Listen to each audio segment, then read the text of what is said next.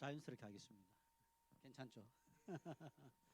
다시 한 번 더 여러분 또 만나서 제2탄 인도네시아에 대한 이야기 함께 나누는 시간 가지면 좋겠습니다. 지금 인도네시아가 난리 났거든요.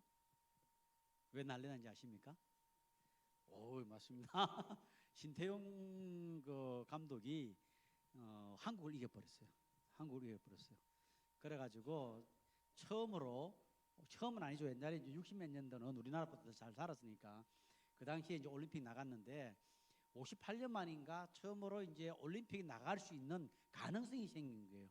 오늘 이겨버리면 완전 나가는 거고 지더라도 또 3, 4위전 해가지고 갈 수 있는데 중요한 것은 뭐냐면은 한국을 이겼다는 겁니다. 한국을 이겼다. 그래가지고 아마 여러분들이 7월달 되면은 한국에서 왔다 그러면은 정말 완전 환영을 할 것 같고, 만약에 3강까지 가가지고 월드컵에 나갔다, 올림픽이죠. 나갔다 그러면 뭐 대단한 이제 그게 있습니다. 환영을 받을 겁니다, 여러분께서. 그래서 시간을 언제까지 하면 됩니까? 4시 반까지예요. 그럼 한 40분 정도? 40분 정도, 한 45분 정도 하면 일단은 4시 반까지 저는 마치는 건 잘 끝내주거든요. 그렇게 하겠습니다. 그래서 전체적으로는 이렇게 해요. 제가 인도네시아에 대해 일반적인 걸 좀 이야기를 하고, 그 다음에는 아마 여러분들이 이제 알고 싶은 것 많이 있을 거 아니에요. 또 제가 설명하지 못했는 그런 부분에 대해서 하는 시간을 가지면서 아마 이번 시간을 가졌으면 싶습니다. 그래서 제가 할 수 있는 한 30분 정도 이야기를 하고, 그 다음에 한 15분 정도에서 여러분들이 인도네시아에 대해서 궁금했던 것, 그러면 저는 아는 만큼 대답하도록 하겠습니다. 한국의 선교사들이 미국에 있는 선교사들이 한국에 와가지고 문화 충격, 컬처 쇼크라 그러거든요. 문화 충격을 많이 받았는데 그 중에 이게 3가지 S로 시작하는 문화 충격을 받은 게 있어요. 3가지 영어로 하면 S로 시작하는 거 뭐겠습니까? 예? 스피드? 아니 옛날에 1980년대, 1984년도에 처음 왔잖아요. 85년 그 뒤에 이제 막 선교사들이 미국의 선교사들이 와가지고 한국에 와가지고 와, 이 3가지 S로 시작하는 것 때문에 너무 어려웠어요. 힘들었어요. 예? 상투, 예, 상투. 뭐 그럴 수도 있겠어요. 그거는 뭐 한글로 하면 S는 됩니다. 상투니까. 예, 또 다른 거. 한번 시골에서 한번 여러분들 아마 제가 이제 59년생이니까 저 때도 많이 이제 경험을 했는데 아마 그 뒤에 한 뭐 70대 80대 아마 경험을 못했을 텐데 옛날에 진짜 한국 사회에 어려웠던 게 시골에 어떤 부분들이 있습니까? 술 많이 먹는 거, 예, 그 다음에 뭐 담배 많이 피우는 거 그런 게 있지만은 술 먹고 하는 걸 미국 사람 더 많이 먹었거든요. 근데 아니고 첫 번째 S가 뭐냐면은 사운드예요. 사운드, 소리. 무슨 소리 같습니까? 굿하는 소리예요. 밤새도록 굿하는 거하고 또 하나는 다듬이 소리. 다듬질 하는 게 있잖아요. 옛날에는 이게 광목을 두드려 가지고 패야 되기 때문에 여자들은 밤에 계속 두드리니까 이 한국에 온 선교사들이 이 소리에 너무 힘들었던 거예요. 사실 우리 인도네시아도 있잖아요. 그 초창기 어떤 선교사들 가운데서 깨구리 소리 때문에 잠을 못 자가지고 이 스트레스 받고 불면증 걸리는 사람도 있었어요. 아마 여러분들이 나중에 이야기할게요. 그다음 두 번째는 처음에 사운드라 소리 있잖아요. 두 번째는 뭐냐면은 스멜, 냄새. 이 냄새가 죽이는 거. 시골집에 가면은 전부 다 그거다가 된장 누 뛴다고 냄새 나죠. 냄새. 화장실. 요새는 그런 거죠. 옛날에 다 냄새. 그리고 사람들이 목욕 1년에 한 번 행사 아닙니까? 그죠? 겨울에는, 여름에야 뭐 밖에 놀지만은 겨울에는 뭐 1년에 뭐 저도 어렸을 때 그 가마솥에 해가지고 물 끓여가지고 소주 옆에서 한 적이 생각이 나는데 이 냄새가 너무 힘들었던 거예요. 냄새가 이거 어떻게 달아요? 또 하나는 뭐냐면은 스모크, 연기. 어떤 연기였어요? 불 때는 거 밥 해 먹어야 되니까 늘 연기로다가 하니까 자욱하게 이 세 가지가 처음에 선교사로 왔던 한국에 왔던 미국 선교사들이 정말 어려웠던 거, 뭐 다른 것도 많이 있었겠죠. 언어를 배운다든지. 그러나 이 컬처 쇼크가 있었던 것이에요. 여러분 인도네시아 가면 어떤 컬처 쇼크가 있을까? 잘 생각 안 나죠? 첫 번째는 아마 내가 아까 했는데 사운드라 했는데 사운드가 아마 충격이 있을 거예요. 뭐냐면은 아잔이라는 게 있잖아요. 새벽 되면 새벽에 해 뜰 때 되면은 아까 했잖아. 알라우 아카바르 라라라라 하면서 막 이제 아잔이라 그래요. 소리가 막 나올 거예요. 그런 이제 소리에 대해서 한국하고 전혀 다르구나. 옛날에 한국에는 차인벨이 있었잖아요. 예배당에서 새벽 시간에 지금은 다 없어졌지만은 그걸 생각해 보면서 예수 안 믿는 사람들은 참 스트레스 많이 받았겠구나 생각이 들기는 들었어요. 여러분 가시면 이제 특별히 이제 인도네시아가 무슬림이 세계 제일 많은 데이기 때문에 특별히 그 자카르타는 다양한 종족들이 와서 살지만은 그 지역은 순다 종족이라고 살고 있거든요. 순다 종족은 아직도 미준노 종족으로 남아 있을 정도로 무슬림이 강한 종족입니다. 그래서 이제 아마 소리에 또 그거 할 것 같고 또 어떤 충격이 있을까 생각해 보니까 어떤 충격이 있겠어요? 화장실 가보면 이제 충격이 있을 수 있어요. 왜? 화장실 가면 휴지가 없어. 무슨 말인지 알겠죠? 지금은 이제 뭐 현대식 돼 가지고 여러분 가는 데는 다 있겠지만은 본래 화장실에는 휴지가 없어요. 뭐가 있나 그러면은 딱 앉는데 옆에 물통 하나 딱 있어요. 물통. 그 물통이 뭡니까? 손 씻는데. 그래서 이 오른손은 그다음 또 하나는 시골에 이제 가보면은 수저가 없어요. 왜냐? 손으로 먹기 때문에. 손으로 이렇게 그 바나나 잎 같은 데 이래 해가지고 여기는 숟가락이거든요. 짝짝짝 뭉쳐가지고 탁 쳐가지고 먹거든요. 그래서 오른손은 밥 먹는 손, 왼손은 화장실 가는 손. 그래서 여러분들이 인도네시아 가가지고 왼손으로 뭘 준다, 왼손으로 뭐 한다, 이거는 굉장히 조심해야 되는 부분이에요. 왜냐하면 왼손은 부정한 거기 때문에. 그래서 여러분 그 뭐 애들 만질 때도 애들 만진다든지 할 때도 왼손으로 이래 하지 말고 늘 오른손으로 오른손으로 이쁘다 하다든지 뭐 막 악수를 할 때도 이렇게 해서 오른손으로 이렇게 해야 되는 것. 제가 처음으로 이제 이야기했던 것은 이제 한국 사람들이 그런 문화 충격을 느꼈던 것처럼 아마 여러분들도 새로운 나라에 뭐 나라마다 다 다르겠지만은 인도네시아라고 하는 곳에 갔었을 때에 아마 느낄 수 있는 부분들이고 하는 부분들이 있습니다. 그러나 지금은 이제 현대화되기 때문에 여러분들 가는 곳은 뭐 다 화장실에 다 휴지는 아마 없을 것 같은 내 생각에는 밥 먹는 데는 다 숟가락이라든지 이런 게 다 돼 있을 부분들이 있습니다. 그래서 잠깐 했고요. 그 인도네시아는 지도 안 나오나? 자, 인도네시아에 대해서 이제 이야기해 보겠습니다. 인도네시아 국기가 이거잖아요. 그죠? 인도네시아 국기거든요. 이거 메라 뿌띠. 인도네시아 말로 메라는 뿔다는 뜻이고 뿌띠는 희다는 것인데 이 메라 뿌띠라 그래요. 그래서 여러분 이게 빨간 게 위에 있고 흰 게 있으면은 인도네시아인데 거꾸로 돼 있으면 어느 나라 같아요? 예, 폴란드입니다. 맞습니다. 이게 거꾸로 되면 밑에 위가 흰 게 되고 밑에 붉은 게 되면은 폴란드입니다. 폴란드.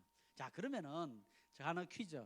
요 밑에 파란색이 있으면은 어느 나라가 있습니까?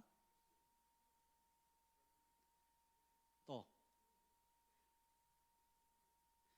자, 다시 한 번 더. 좀 요게 빨가고 희고 여기 파란 게 이렇게 있다. 그러면 어느 나라 같습니까?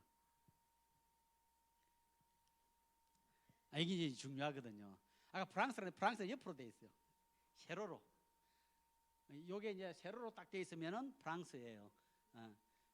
밑에 있으면은 뭘까? 어느 나라?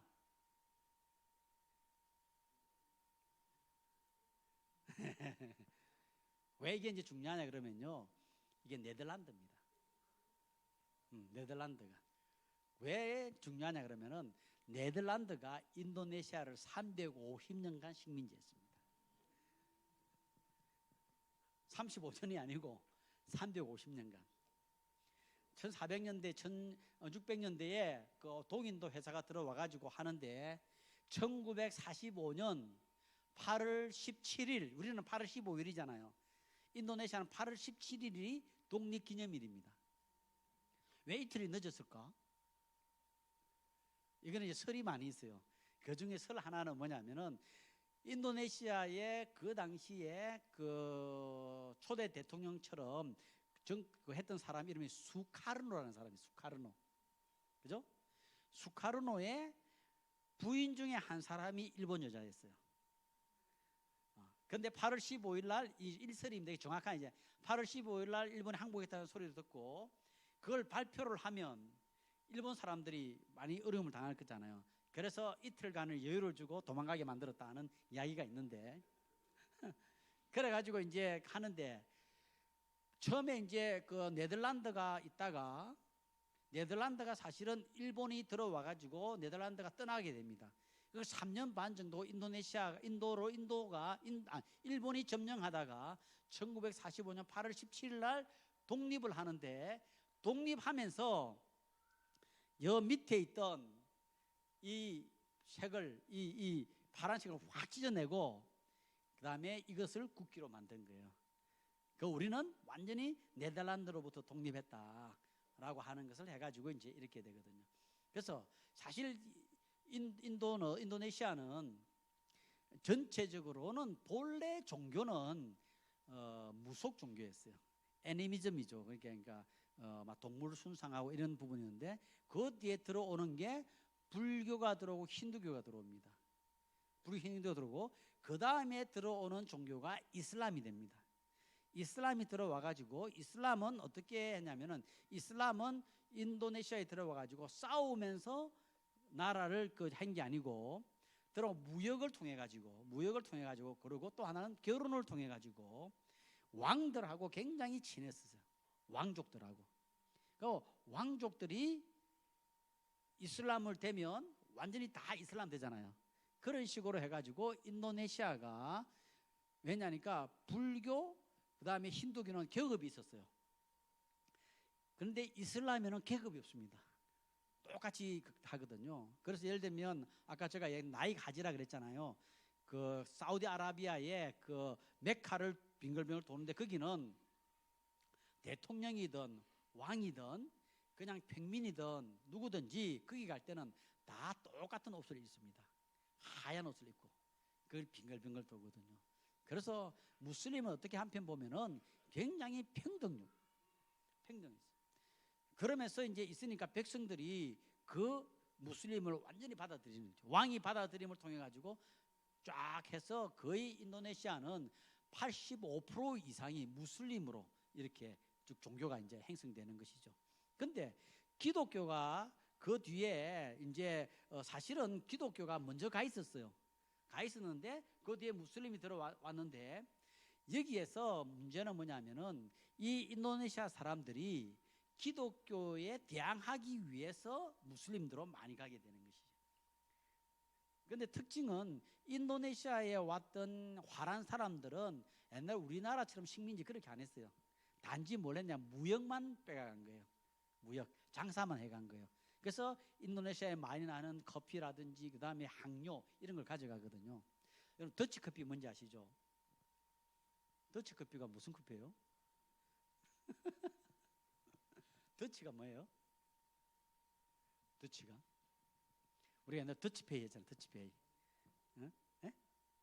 더치페이. 화란 사람들이 네덜란드 사람들이 굉장히 꼼정이거든. 굉장히 꼼정. 그 더치페이라는 것은 내 거 내가 내고 네 거 내가 내고. 그 더치커피라는 것은 사실은 이 인도네시아의 그 무역상들이 인도네시아에서 커피 같은 걸 많이 가져가잖아요. 긴 항해를 해가면서 커피를 마셔야 되니까 거기에 넣고 똑똑똑 떨어지는 걸 가지고 먹었던 그것을 이름해서 더치커피라 그래요. 그래서 그쪽에서 이제 나오는 그런. 그래서 항신료라든지 이런 걸 많이 가져갔지 실질적으로 그 화란 사람들이 우리처럼 뭐 언어를 없애고 그다음에 뭐 화란어를 가르치고 이런 부분들 없었어요. 단지 그런 부분들만 해갔죠. 그런데요 아직까지 이제 정치적인 그게 있으니까 인도 화란에 대해서 굉장히 부정적이었다가 무슬림이 들어오니까 이제 이뤄내게 되는 부분들이 있어요. 그래서 정치적으로는 이제 그렇게 변화가 일어나는데 인도네시아 지도 한번 띄울 수 있습니까? 자, 인도네시아가 어디서부터 어디냐면은 저 말레이시아 끝에 있죠. 여기서 제일 큰 섬이 여기 큰 섬 있죠. 싱가포르 밑에 저 섬이 수마트라라고 하는 것이에요. 수마트라 섬. 여러분들 그 수마트라의 그 유명한 커피가 한국에 나오는 게 있잖아요. 한국에 나오는 커피 이름 중에 인도네시아 커피 만달링이라는 말 들어보셨죠? 네? 만달링 커피가 어디서 나냐면은 요 수마트라 섬에서 나오는 거고요. 여러분들이 가려고 하는 곳이 요 자카르타 있죠. 자카르타. 요 자카르타. 여기 자카르타. 저게 이제 수도예요. 수도고 저 끝에서부터 이 끝까지 자야푸라 요 끝까지가 인도네시아 영이거든요. 이걸 남북으로 세워 놓으면 한국에서 호주까지 거립니다. 엄청 크게 이제 이렇게 형성되어 있거든요. 근데 여기에서 그한 것은 이제 뭐냐면은 이 섬들이 16,777개인데 종족이 700종족 넘게 살아요. 700종족 넘게 살아요. 언어는 586개 언어를 쓰고 있습니다. 그래서 하나 섬을 넘어가면 대화가 안 되는 그런 이제 많이 돼 있거든요. 그럼 여러분 그럼 어떻게 저걸 통치할까? 그런 생각이 들잖아요. 그래서 인도네시아에는 바하사 인도네시아라 하는 것을 가지고 언어를 통일시켜 놓은 겁니다. 지금 여러분들이 하는 예를 들면 아빠까바르, 슬라마파기 이런 게 전부 다 바하사 인도네시아인데 이 언어를 통일시켰는데 저는 생각할 때 하나님께서 인도네시아의 선교를 위해서 진짜 잘 하나님께서 계획했다고 보는 거예요. 여러분 세계 역사에 보면 바울이 전도하러 다니잖아요. 소아시아를 다니고 로마를 가잖아요. 한번 여러분 생각해 보세요. 예루살렘에 있던 사람이 지금 이제 튀르키예에 그것도 수많은 종족들이 살고 있는데 어떻게 복음을 전했을까? 언어가 다른데 하나님이 놀랍도록 준비한 거예요. 뭐냐면은 알렉산더 대왕을 통해 가지고 그 전 유럽을 꼬인의 헬라어라는 것을 통일시켜 놓은 거예요. 그래서 헬라어를 가지고 로마에 가서도 되고 어디 가서라도 다 소통이 되게 돼 있었어요. 이것은 하나님께서 복음 전파를 위해 가지고 굉장히 중요하게 했다는 부분이에요. 중국의 모택동이가 잘못한 건 많이 있지만 잘한 거 하나 있다 그래요. 뭐냐면 만다린 언어로 통일시켰다는 겁니다. 중국도 한 50개 넘는 종족으로 돼 있어요. 부족으로 돼 있어요. 비록 중국을 한자를 쓰지만은 다르게 읽어가지고 소통이 안 될 수 있는데 모택동이 그걸 하면서 문화임을 쫙 해가지고 만다린 언어로 통일했어요. 인도네시아가 만약에 인도네시아어로 통일을 안 시켰다면 나라가 전부 다 분열됐을 거예요. 그런데 하나의 언어로다가 다 통일시켜놔서 저 끝에 인도네시아 국기 떼어놓으세요. 내 띄우지 말고 인도네시아 국기를. 인도네시아 국기. 국기라 했잖아. 지도. 저 끝에서부터 자야뿌라는 데 있잖아요. 자야뿌라. 저기 있는 사람들은 완전 흑인들입니다. 완전 흑인들이에요. 근데 좀 신기해요. 저리 쭉쭉쭉 가면서 가운데 흑인이 있는 게 아니고 저기만 완전 흑인입니다. 아프리카 사람하고 똑같아요. 흑인 정도가. 그래서 내가 저거 연구를 좀 해보고 싶은 거예요. 저 사람들은 과연 어디서 왔을까? 어디서 와서 저게 행성이 됐었을까? 하는 부분들이 있어요. 그래서 저 생각에는 아마 이제 저 아프리카 쪽에 있는 사람이 배 타고 저기서 정착을 해가지고 됐지 않겠나 저는 생각에 그런 생각. 왜냐하면 저 위에서부터 쭉 있는 사람들은 아시아계도 우리하고 거의 같거든요. 그 이제 파푸아에만 유일하게 시커먼 사람들이죠. 아마 사진을 띄울 수 있으면 아마 볼 수 있겠지만은 뭐 그거 안 되니까 그렇게 이제 쭉 돼 있거든요. 그래서 저기서부터 전 지역에 가도 바하사 인도네시아 언어로다가 다 소통이 됩니다. 제가 지금 수마트라에도 있고 저 자야 파푸아라고 하는 저기에 저희 이제 교회를 개척해 놨는데 저기 가서 설교를 하거든요. 이 사람들이 알아듣는다니까요. 그거 뭐냐면은 바하사 인도네시아라고 하는 것을 가지고 통일시켜 놨기 때문에 그렇다. 그래서 비록 언어가 580년까지가 있지만은 그래도 기본적인 의사소통이 될 수 있게끔 다 하나님께서 준비시켰다는 겁니다. 일상적으로는 자기들이 순다 사람은 순다 말을 써요. 자와 사람들은 자와 말을 쓰고, 제가 이제 자와 시골 쪽을 들어가면, 자바 섬의 시골 쪽에 들어가면 나이 드신 분들이 인도네시아를 몰라요. 그럼 어떻게 하냐면은 제가 인도네시아 말로 설교를 해요. 이 현지인이 자바 말로 다시 통역이 들어갑니다. 이런 식으로 해서 이제 복음을 전하는 그런 부분들이 있거든요. 그래서 저렇게 이제 종족이 있고 언어로 구성되어 있는데, 이게 이제 파푸아에 이거는 좀 파푸아 쪽하고 약간 좀 근데 이거는 완전 흑인이 아니네요. 진짜 원주민들은 진짜 흑인입니다. 그래서 이제 그런 부분들로 이제 형성되어 있고, 여러분들이 갈 자카르타는 수도잖아요. 그래서 다양한 사람들이 모여 있고, 조금만 이제 벗어나면 나가면 이제 순다 종족이라고 하는 순다 사람들을 중심으로 마을들이 형성되어 있다, 그렇게 볼 수 있습니다. 그래서 사람들의 분포, 언어, 그다음에 지역은 아까 이야기처럼 저 왼옆에 있는 수마트라 왼쪽에 있잖아요. 수마트라의 제일 끝에가 아째라고 하는 곳입니다. 2004년 12월 26일 인도네시아에 무슨 일이 생겼을까요? 쓰나미. 오늘 인도네시아 지진 났어요. 자카르타에 6.2도. 여러분들이 가려고 하는 그 동네에 6.2도. 오늘 신문에 났더라고요. 2004년도에 12월 26일 날 저 아째 저 곳에서 쓰나미 났는데 그때의 진도는 9.1. 저기서 25만 명이 죽었어요. 쓰나미에 해가지고. 그래가지고 제가 이제 저거 나고 난 다음에 일주일 뒤에 한 2주 정도 뒤에 거기를 이제 갔는데 그냥 시체들이. 근데 여러분 보세요. 12월 26일 성탄절 다음 날. 근데 인도네시아에서 종족이 많다 그랬잖아요. 제일 강한 무슬림 종족이 사는 데가 아째입니다. 아째 종족은 선교사가 들어갈 수 없었어요. 그 전에 독일 선교사 가가 다 순교당했어요. 그래서 굉장히 어려운 곳이 아째였는데, 아째는 이 아째에 있는 종족들이 자기들이 자기 왕국을 이슬람 왕국으로 만들려고 그랬어요. 그래서 독립군들이 있었어요. 근데 하나님께서는 사람이 한 25만이 죽은 건 안타깝지만은 하나님 문을 확 열어버린 거예요. 그래가지고요 수많은 기독교에서 가서 사랑을 베풀었어요. 지금까지도 저 카톡은 아니고 이제 왓츠앱이라 그래요. 인도네시아 사람들은 왓츠앱에 그 당시에 만났던 아찌에서 만났던 아이들이 지금 연락이 오는 거예요. 벌써 결혼해가지고 아이들도 있고 이래가지고 우리가 그 베풀어줬던 그 사랑 때문에 그런 것 같아요. 부모들은 다 돌아가셨지만. 그래서 하나님께서는 놀랍도록 인도네시아에 그런 이제 일이 있었고, 그 다음에 조금 내려오면 니아스라고 하는 섬이 있습니다.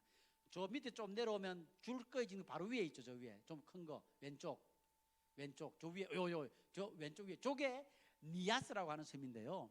저기는요 인구 40만 명 사는데 99%가 크리스찬들입니다. 신기하잖아요. 저기도 니아스 종족이 사는데, 저기 그 독일 선교사가 1900년대, 1800년대에 거기 들어가 가지고 왕족을 복음화시켰어요. 왕이 예수 믿으면 뭡니까? 왜냐하면 다 백성이니까 다 예수 믿게 된 거죠. 그래 가지고 했는데 신기한 것은 저기는 이상하게 저 오른쪽에 있는 저 섬하고 사람들이 달라요. 저기서 우리 신학교 학생들이 많이 들어와요. 제가 이제 거기를 가가지고 이제 보는데 처음 가가지고 깜짝 놀랐어요. 왜 놀랐느냐? 그 사람들이 우리하고 똑같은 거예요. 한국 사람하고. 자치기하고 놀아요. 구슬치기예요. 그다음에 비석치기 하는 거예요. 깜짝 놀랐어요. 근데 저 사람들이 술 먹고 노래 부르는 거 너무 좋아해요. 돼지고기 너무 좋아해. 그래가 깜짝 놀라가지고 야, 이 아이들이 우리하고 같겠다는 생각이 드는 거예요. 확인할 수 있는 건 뭡니까? 몽고 반점이 있으면 몽골이잖아요. 그런데 내가 물었어요. 아이들 가운데서 여기에 이렇게 그런 점 있는 거 있다는 거예요. 보니까 진짜 있는 거예요. 그래서 제가 깨달은 게 뭐냐면, 알게 된 것은 이 사람들은 본래 저기서 사는 사람들이 아니고 몽골 저 중국 쪽에서 남하해가지고 결국 한 섬에 머물러 된 것이 바로 니아스라고. 왜냐니까 똑같다니까. 생긴 것도 한국 사람하고 거의 같아요. 노는 것도 문화도 거의 같기 때문에. 그래서 지금 저기에서 우리 신학교 학생들이 한 30% 정도가 저기서 들어와요. 그럼 저기서 이제 훈련시켜서 다시 내보내고 하는데, 그런 이제 섬들이 있는 반면에 이슬람이 인도네시아는 거의 한 85% 이상 되지만은 종족마다 기독교가 강한 곳이 있어요. 무슨 말인지 알겠죠? 그래서 전체가 다 무슬림이 아니고 어떤 지역은 기독교가 강한 지역이 있어요. 아까 이야기했던 건 니아스 섬, 그 밑에 있는 메단, 그 다음에 저기 이제 동쪽으로 가면은 숨바, 그 다음에 스티모르, 파푸아, 갈리만탄 이런 데는 그래도 크리스찬들이 좀 있는데요. 종족에 따라서. 그러나 어떤 지역은 거의 100% 무슬림으로 되어 있는 이런 동네가 있다는 거죠. 그래서 인도네시아가 내가 어느 종족에 간다 그러면은 그 종족의 이야기를 들으면 그 종족은 어느 정도의 무슬림이고 어느 정도의 크리스찬이구나, 우리가 어느 정도 알 수 있는 부분들이 있을 수도 있어요. 그래서 많은 종족이 있지만은 다 종족이 무슬림이 아니고 그 중에 특별한 종족들은 크리스찬들이 있다라고 하는 것을 여러분 알면 될 거예요. 그리고 이제 인도네시아가 쭉 이래 가는 데에 중요한 날이 있어요. 중요한 날. 1965년 9월 30일이 있어요. 1965년 9월 30일. 인도네시아 현대사에 있어서 굉장히 중요한 날인데, 1965년 9월 30일이 왜 중요하냐 그러면은 이런 거예요. 1945년도에 독립했잖아요. 그죠? 초대 대통령이 누구냐면 수카르노입니다. 초대 대통령이 수카르노 대통령이 초대 대통령인데, 수카르노 대통령은 어디하고 가까운, 북한하고 굉장히 가까웠어요. 김일성하고 친구고 모택동하고 친구예요. 그러면은 이 사람의 사상이 굉장히 공산주의화 되어 있다는 거죠. 그래서 인도네시아 안에는 공산당이 있었습니다. 공산당이 있었는데 1965년 9월 30일 날 무슨 사건이 터지느냐? 좌익, 그러니까 이제 좌익이 있고 우익이 있을 거 아니에요. 우리도 한국도 지금 좌우로 나눠져 있지만은 그 당시에 좌익 계통에 있는 사람들이 우익 계통에 있는 장군들을 다 죽이러 들어갑니다. 좌익에 있는 게릴라들이 보내가지고 우익 계통에 있는 사람들을 죽이러 들어가는데 7명을 죽이는데 1명을 못 죽인 거예요. 그 사람이 누구냐? 수하르토가 되는 겁니다. 뒤에 토토 붙으면요 자바 사람이라고 생각하면 되는데, 자바.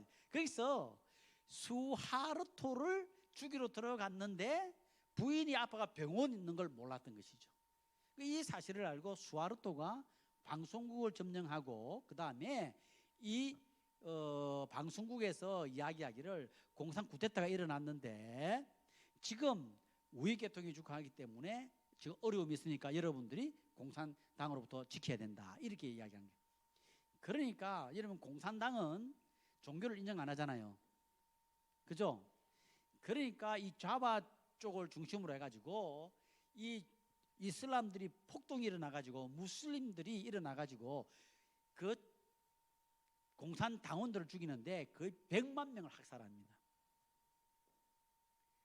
그래가지고 공산당 씨를 싹 말리는데, 그것보다 더 중요한 건 뭐냐면은 그 다음에 수하르토가 정권을 딱 잡고 난 다음에 하는 게 뭐냐면은 인도네시아의 모든 국민은 의무적으로 종교를 가지라 해야 되는 거예요. 왜 종교를 가지라 그랬어요? 종교를 가지고 있지 않으면은 공산주의자라는 거죠. 그죠? 그래가지고 인도네시아는 주민등록증에 종교란이 있어요. 그러면서 5개 종교를 딱 인정해 주는 거예요. 첫째, 무슬림, 이슬람, 가톨릭, 개신교, 불교, 힌두교.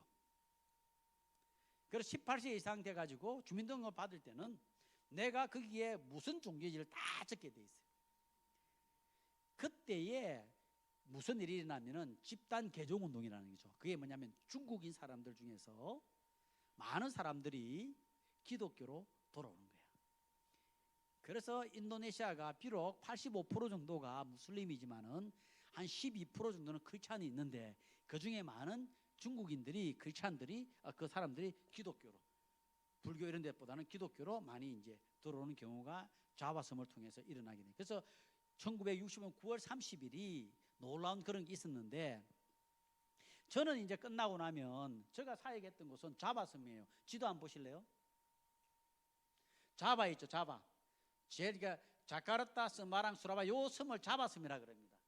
크게 인도네시아는 5개인데 왼 왼쪽에 수마트라, 저기 자바, 그 위에 있는 저것을 옛날에는 보르네오라 그랬는데 본래는 칼리만탄입니다. 칼리만탄.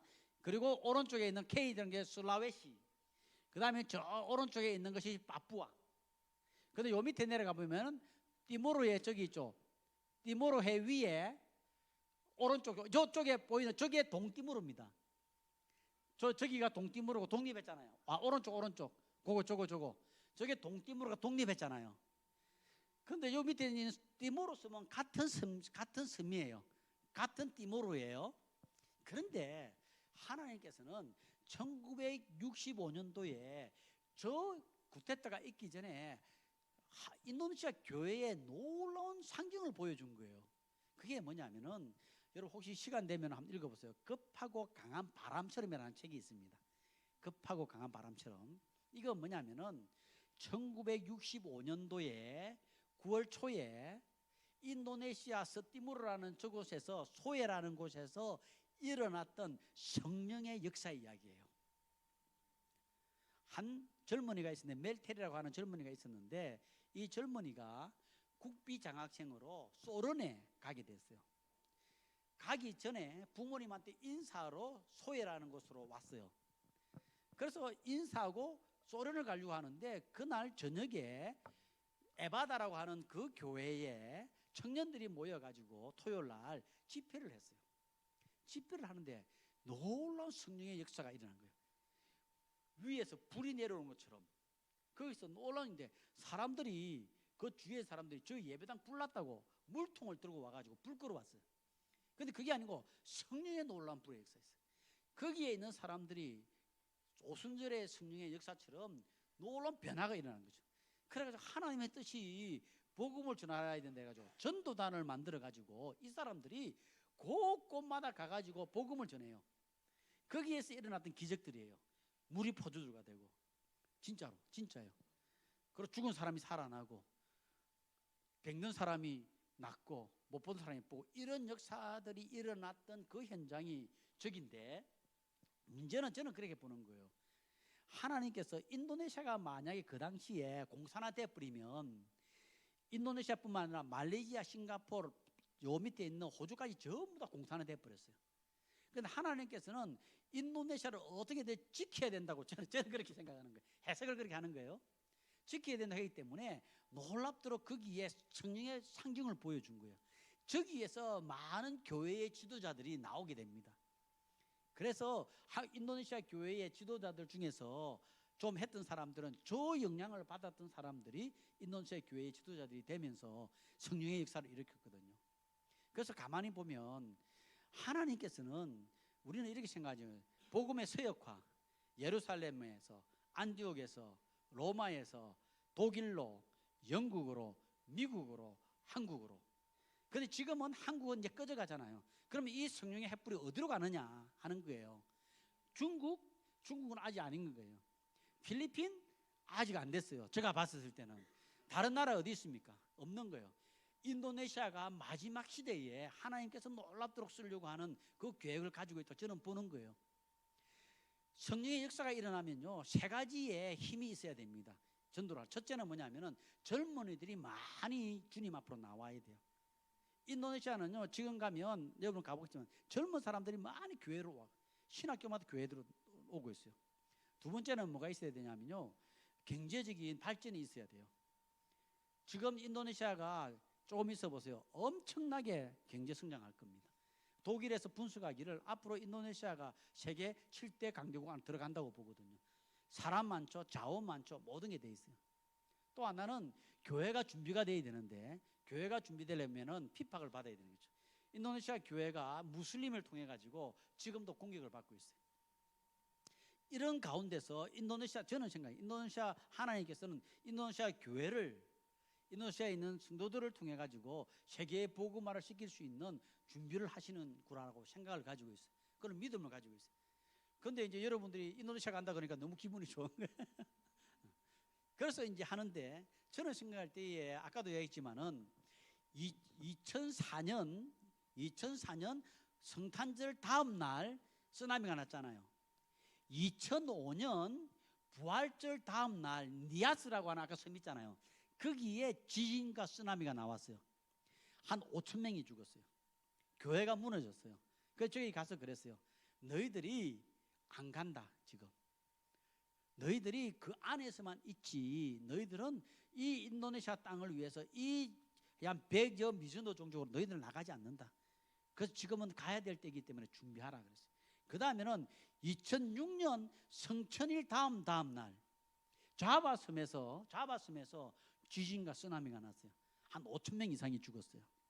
가만히 여러분 보세요. 저는 이제 자연현상을 가지고 인도네시아를 생각해 보는 거예요. 인도네시아에서니까. 인도네시아는 세 날이 공휴일입니다. 예수님 오신 날, 성탄절 공휴일입니다.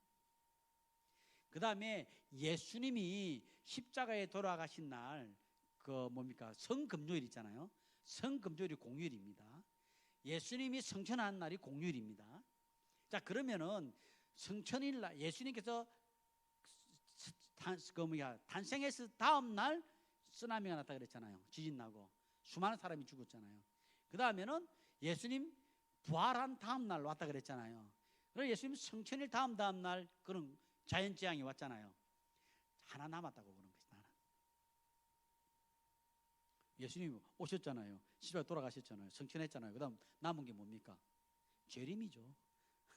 주님 재림 남았다고 그래 보는 거죠.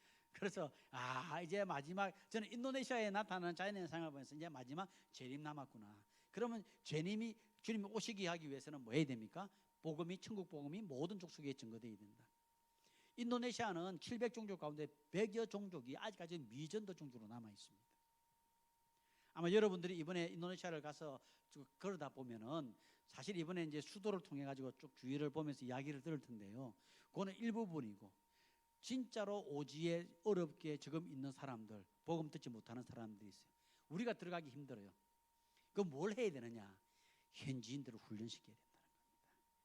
이 현지인들을 훈련시켜 가지고 이들이 복음을 들고 자기 민족으로 가게끔 만들어줘야 될 사명이, 우리의 선교의 사명이 있다고 보는 겁니다.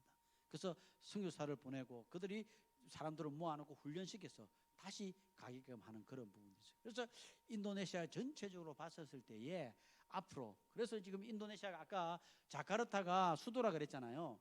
자카르타가 지금 점점 가라앉고 있어요. 왜 가라앉냐 그러면요, 수면이 많이 되는 것뿐만 아니라 인구가 한 1,500만 명이서 지하수를 뽑아가지고 땅이 가라앉는 거예요. 그래서 수하루 지금 있는 대통령이, 조코이 대통령이 한 3년 전에 수도를 옮긴다 그랬어요. 어디로? 깔리만탄 섬으로. 저 위에 저섬 오른쪽 저쪽으로 지금 수도를 옮길 생각을 가지고 있어요. 저 지역은 무슬림이 강한 지역이에요.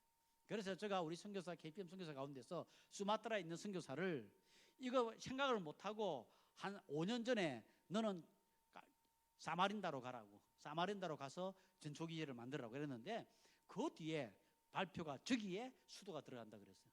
그래서 하나님께서 놀랍도록 또 뭔가를 하시겠구나 하는 생각을 가지게 됐거든요. 그래서 이 전체 가운데서 인도네시아가 아까도 얘기했지만은 교회가 지금 부흥하고 있습니다. 많은 무슬림에서 기독교로 돌아오는 역사들이 있습니다. 그리고 경제적으로 굉장히 활발할 겁니다. 젊은이들이 일어나고 있습니다. 그래서 하나님 마지막 시대는 아니겠지만은 우리 한국 교회를 사용했던 것처럼 인도네시아 교회를 사용해 주시옵소서. 그리고 그 일에 또 여러분 단기 선교로 가서 섬겨 주신다 그러니까 너무 고맙고 감사합니다. 시간이 많이 값있다. 요거는 참 그 인도네시아 이야기 하려고 그랬는데 이게 뭐냐면 인도네시아 돈 가져왔어요. 요거 1,000루피야, 요거 2,000루피야, 요거 5,000루피야, 10,000루피야, 20,000루피야, 100,000루피야. 근데 50,000루피야짜리가 없어가지고 못 가져왔어요. 이게 이제 인도네시아의 동전 외에는 거의 다 돼 있는 부분들이 있거든요. 근데 퀴즈 내가지고 맞히는 사람한테 줄라 그러는데 퀴즈는 나중에 생각해보고요. 요거 가지고 내 퀴즈 낼게요. 여기가 이제 인도네시아 사탕인데 여기 이게 인도네시아 사탕인데 이게 언제부터 만들어나면요 1935년부터 만들었어요. 자, 이 사탕을 무엇으로 만들었을까? 요거 맞히는 사람한테 일단은 한번 나눠줘 보세요. 아직 말하시면 안 돼. 자, 나눠줘 가지고 다 될지 모르니까 한번 해보세요. 다 나누고 난 다음에 그다음에 이제 제가 물어볼 겁니다. 그 사람한테 자 지금 한국 원화하고 루피아가 11.5 정도 돼 있어요. 그래서 뭐 쉽게 이야기하면 그냥 1대1이라 생각하면 돼요. 조금 이제 간데 한 11.5 정도 될 거예요. 그러면 이게 10만 원이잖아. 10만 원. 10만 루피아. 헷갈리면 안 됩니다. 10만 루피아. 이게 한 8,000원 정도 되겠죠? 8,000원 좀 넘겠죠? 자, 이 사탕이 무엇으로 만들어진 것인가?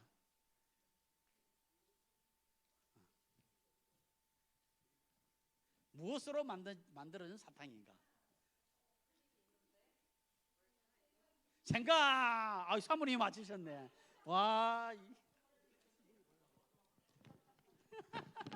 자, 사모님. 인도네시아 가셔가지고 자해. 예, 자해가 생강입니다. 예.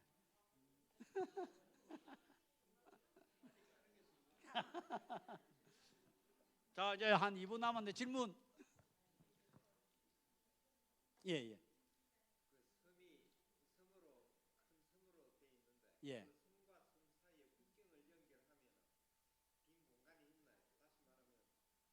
한번 띄워보세요. 지도. 예.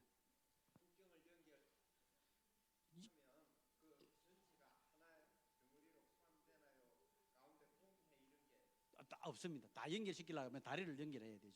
여기 보면 지금 이제 인도네시아하고 국경을 하는 데는 세 군데가 있거든요. 첫 번째는 저 위에 빨간 거 있는 저 위에가 말레이시아입니다. 동말레이시아고 그다음에 저 위에 조그맣게 이렇게 된 데 있죠. 저기가 브루나이라는 데입니다. 브루나이 왕국이잖아요. 알죠? 브루나이 왕국. 돈 많은데. 그리고 저 오른쪽에 보면 파푸아 누기니하고 파푸아하고 저게 나눠져 있습니다. 그 대륙으로 나눠져 있는 데는 저 세 군데밖에 없습니다.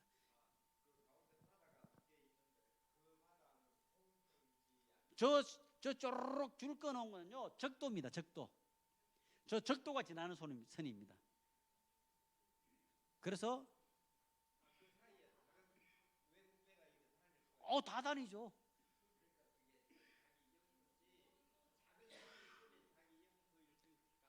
다 영토입니다. 저기.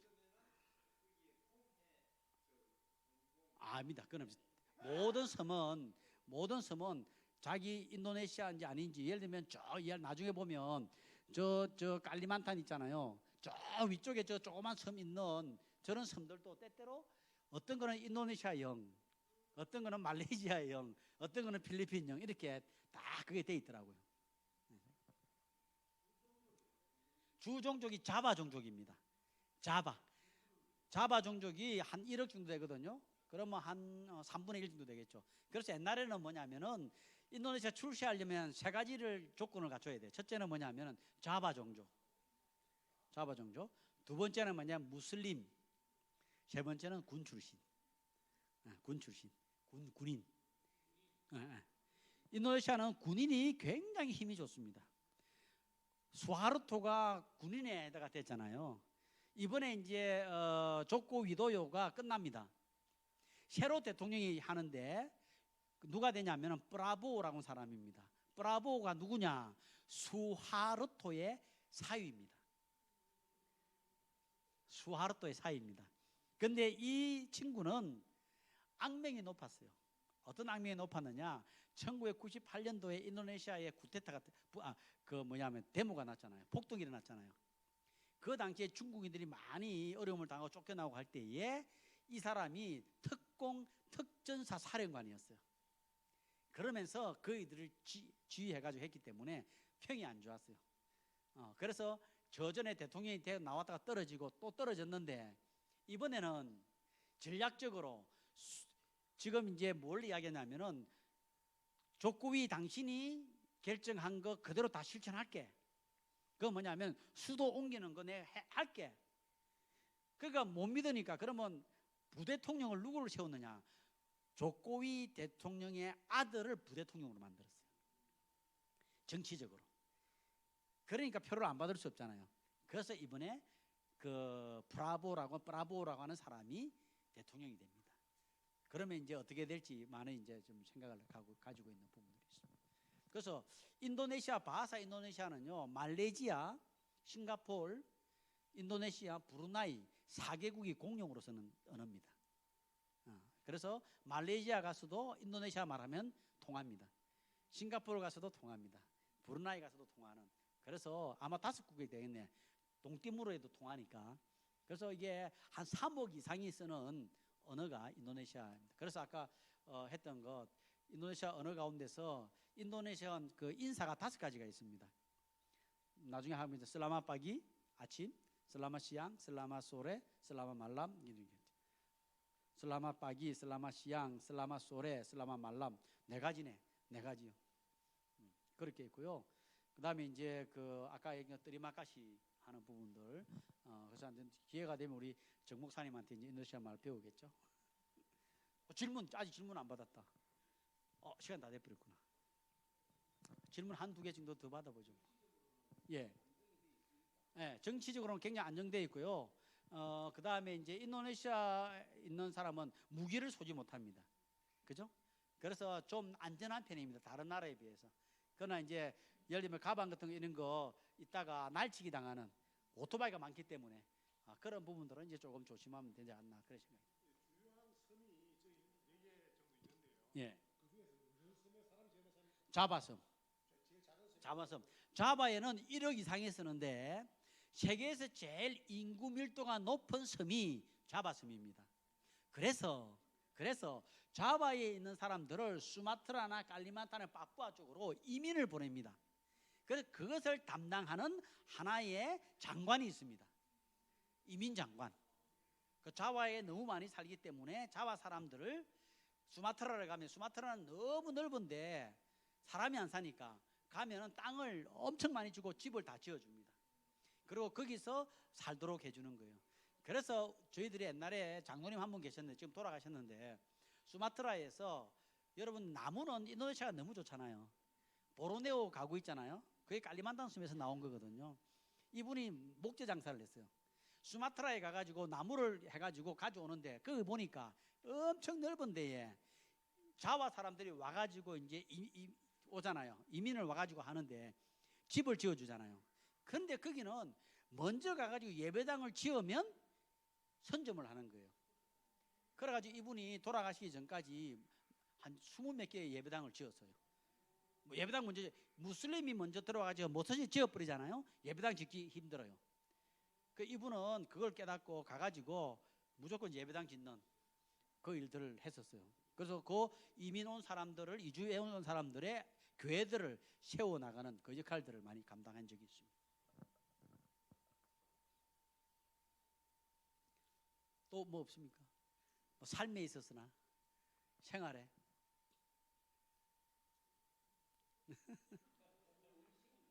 아, 제일 맛있는 거 여러분 같이 음식이죠. 아마 나시고랭, 볶음밥이에요, 볶음밥. 그다음에 미고랭, 미고랭은 볶음 라면, 볶음면.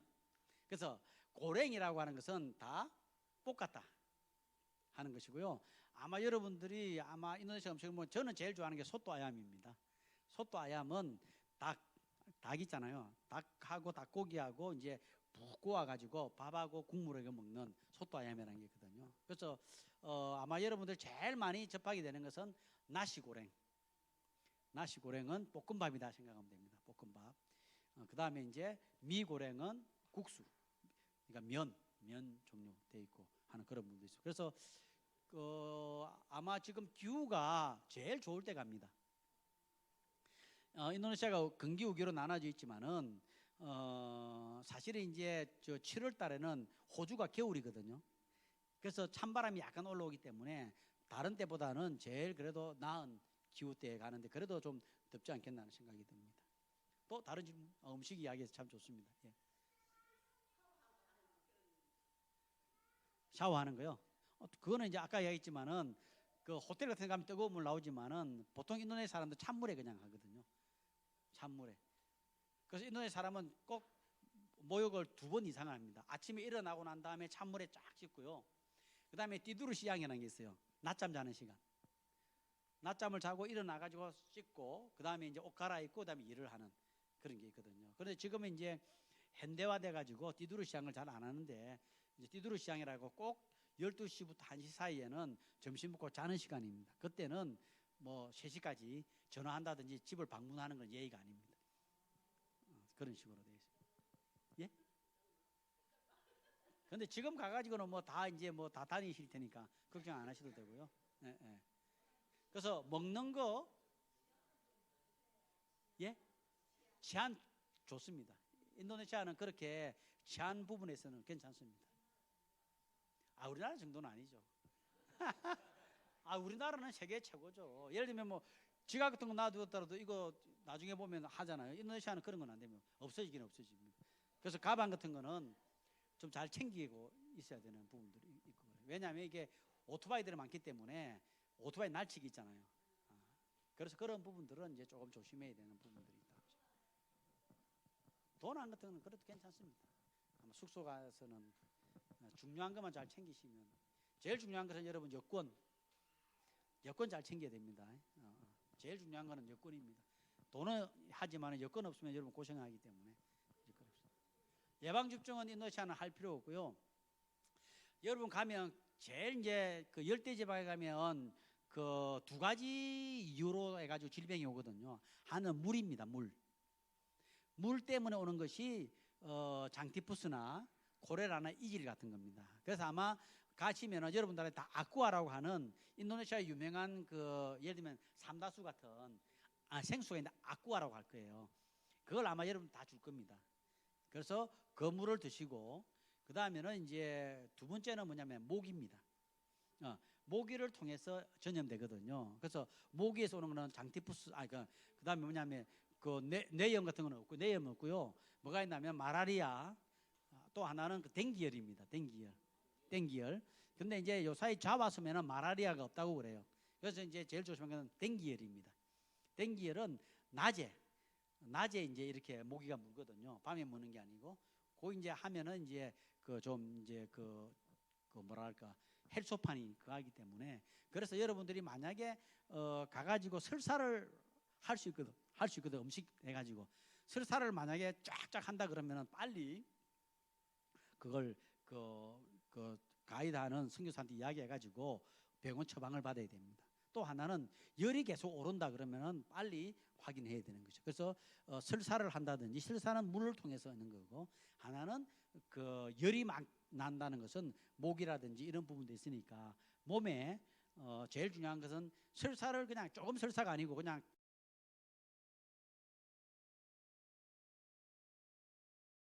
쫙 하는 경우가 있거든요. 그럴 경우는 빨리 조치를 해야 됩니다. 왜냐하면 탈수가 생기기 때문에. 2번째는 이제 열이 계속해서 뭐 한 39도, 40도 해가지고 간다 그러면 빨리 해가지고 피검사를 한다든지 그런 부분들이 중요합니다. 중요한 부분이죠. 그래서 갔다 와가지고도 만약에 몸에 열이 계속 있다 그러면 빨리 피 검사를 해서 이게 어떤 원인에 의해서 됐는지를 확인하는 게 중요한 겁니다. 예방 접종은 필요 없습니다.